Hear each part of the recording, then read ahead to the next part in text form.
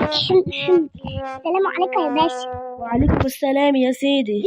لو سمحتي كنا عايزين نعرف درجاتنا. ماشي، اتفضلوا اسماءكم وارقام جلوسكم كل واحد فيكم، يلا. لا لا لا لا، خليني انا في الاخر، بلاش انا. في ايه يا عم؟ ما تبقاش جبان بقى. يا عم مالكش دعوه، انت خليه حل بيا انا في الاخر. خلاص خلاص يا عم، هبدأ انا وتوكلنا على الله. يا ابني يلا خلصنا، اسمك ايه؟ محمود السيد شعبان رجب رمضان. تأكد يا ابني ان دوت اسمك ولا التاريخ الهجري؟ ما تحترم نفسك بقى يا عم. ايوه يا عم، دوت اسمي مش التاريخ الهجري. قول يلا رقم جلوسك. 10 20 30 40. يا نهار اسود.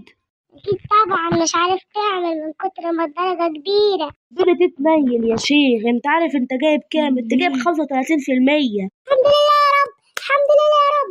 طب ودي تدخلنا طب ولا هندسه؟ تدخلك السجن يا موقوس. نهار اسود، ده ابويا هيعلقني. لا طبعا، انا اكيد هجيب درجات احسن منك بكتير. هنشوف يا اخويا هتعمل ايه. ايه يا حبيبي اسمك ايه؟ محمد رمضان محمود علي. انت متأكد يا ابني دوت اسمك ولا لقب ولا ايه؟ لا والله العظيم ده اسمي. بيخلص ايه رقم جلوسك؟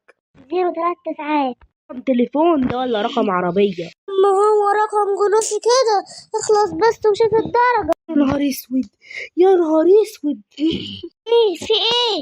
عارف انت جايب كام؟ انت جايب 37%. يا لهوي يا لهوي يا لهوي يا لهوي. بس كده؟ هو ازاي جايب اكتر مني؟ انت لا كنت بتذاكر من ورايا ولا ايه؟ يا عم ولا ذاكرت ولا نيلت، انا كل اللي كتبته في ورقة اديتهولك.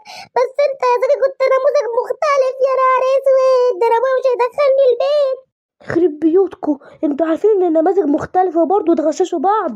يا عم سيبنا بقى في حالنا، يا ريتنا في الاخر فرحنا. سبحان الله، حتى في الغش فاشلين.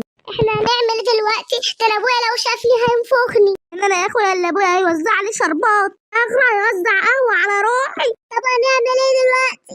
انت يا عم كان نفسك تطلع ميكانيكي، فرصتك وجات.